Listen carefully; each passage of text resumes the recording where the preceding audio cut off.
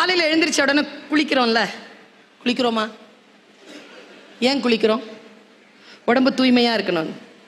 வள்ளுவர் சொல்றார், புற தூய்மை நீரினால் வரும், அகத்தூய்மை வாய்மையினால் காணப்படும்.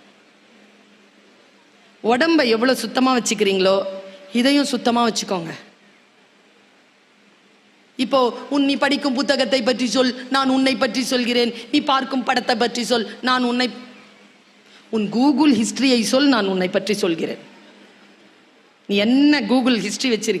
இன்னொரு விஷயம் சொல்லவா? சொல்லக்கூடாது, நல்ல மங்களகரமான விஷயம். செத்துட்டோன்னு வச்சுக்கோங்களேன், ஃபர்ஸ்ட் இதை தான் தேடுவானுங்க. இதை கொஞ்சம் சுத்தமா வச்சுக்கலாமா? இன்னிலேருந்து கிளீன் பண்ணுங்க. பாஸ்வேர்டு இருக்குல்ல, அது மனைவிக்கு தெரிகிற மாதிரி வைங்க.